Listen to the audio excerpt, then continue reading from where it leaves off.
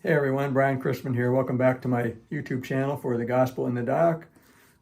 Today I'm talking about the fifth incident in this mock trial. I begin the book with this fictitious mock trial of the Gospel in the Doc. Fifth incident is Cain and Abel, the first two brothers. And so the prosecuting attorney against the Gospel is presenting this case of basically indicting Abel and lifting up Cain as a better example of a better way to live. So I have a quote here. The incident itself is from the book of Hebrews, chapter 11, verse 4. So the prosecuting attorney reads this and then he discusses it. And I'll go ahead and I'll give you a little bit of what this is about and then I'll read it. But Cain and Abel, what do they have to do with the gospel? Well, they personify Cain, the self-made man, the person who lives by the will to power.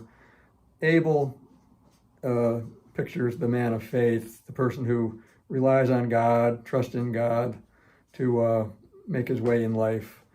And, we'll kind of see how the prosecuting attorney, how he colors those two characters. But Cain personifies the self-made man, Abel, the man who relies on God, and faith. The faith of Abel was a threat to Cain, and so Cain killed Abel to kill that way of life, so to speak. So the gospel, right in the beginning here, I get into the gospel is not just hearing, believing certain things. It's a way of life. It's a way of faith, or a way of being self-made. And they're kind of mutually exclusive ways. They don't coexist. I mean, it's one or the other. It's a either or in Kierkegaard's terms. So it's either faith or the way of the will to power, the way of being self-made, or the way of being, in a sense, finding ourselves in God and through God, becoming the selves we are to be through God. And there's a big difference there. So anyway, here's the incident and the prosecuting attorney's case he makes upon it. By faith, Abel offered to God a more acceptable sacrifice than Cain, through which he was commended as righteous, God commending him by accepting his gifts. And through his faith, though he died, he still speaks. That's Hebrews again. So here's the prosecuting attorney's case. The final incident to be considered in this opening argument is from the supposed story of the first two brothers at the very dawn of humanity, although the defense will say from the dawn of inhumanity. The story tells of Abel, the first entry in the Bible list of those supposedly not worthy of the world. Cain killed Abel because Abel's sacrifice was accepted by God, while Cain's was not. The story does not explicitly state why God regarded the one sacrifice but not the others.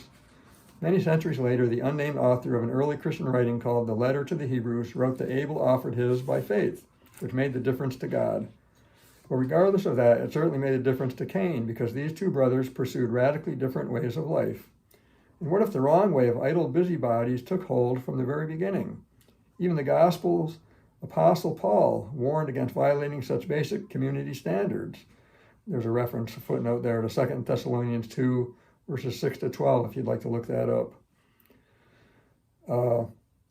And that was Cain's concern, that people would not be busybodies, idle people. So far, we have only reported this incident according to the bare facts, but the Bible slants this report in such a way that Cain can barely receive a fair hearing. For the fact is that the pious but useless way of faith versus the practical way of the hard-working Cain, who went on to gloriously build the first fortress city, is a very slim reed to build a life on, let alone set the foundation for the society of humankind to come. The real truth is that Cain has been grossly misrepresented by those who wrote the, quote, history. Well, we all know how that story goes. I submit that the accused trio of the gospel, evangelism, and its evangelizers constantly agitate the world with their outrageous and dangerous claims of a God who, through a crucified peasant, has provided salvation for all of humanity, planted the church as a paradise in the world, and other such rot, and has capped it all off with a flimsy way of faith for humanity's progress. Is it not self-evident that the lot falls on the lot of them, these sleeping stowaway Jonahs and goody two-shoes, lazy Abels? Why this waste of life? What use is this? Anyone of sound mind can see that they're useless slaves make them more like the enemies of humanity than the bearers of its good news.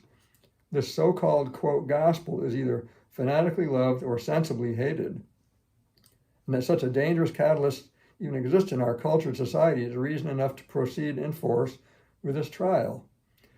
After the defense presents its pathetically underwhelming case, we will begin to consider the merest sampling of the infinite remainder of inglorious crimes against humanity perpetuated by the gospel and its co-conspirators, all of which invariably further indict the accursed, the accused, in the dock before us.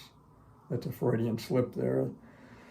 For if all their crimes were recorded, I suppose that the world itself could not contain the books that would be written. For the damning sum of our delicious argument is that they have altogether thrown everything off balance.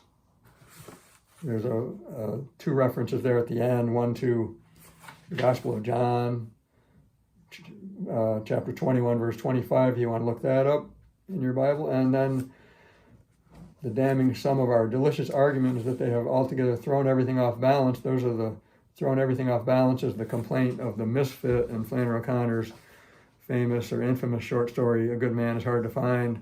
This social misfit who says that Jesus has thrown everything off balance and messed everything up for him who would otherwise supposedly be normal, I guess. But Jesus made him a misfit. So talk about passing the buck there. Anyway, that's a reference to Flannery O'Connor's A Good Man is Hard to Find, if you're familiar with that, in her short stories. So that's the fifth incident. Hope that it made some sense, and I read it well. I don't read that well, but hopefully write a little better. But that's what it's about. I want to introduce this fifth incident, and we'll take on more of the introduction to this book in the next video. Thank you.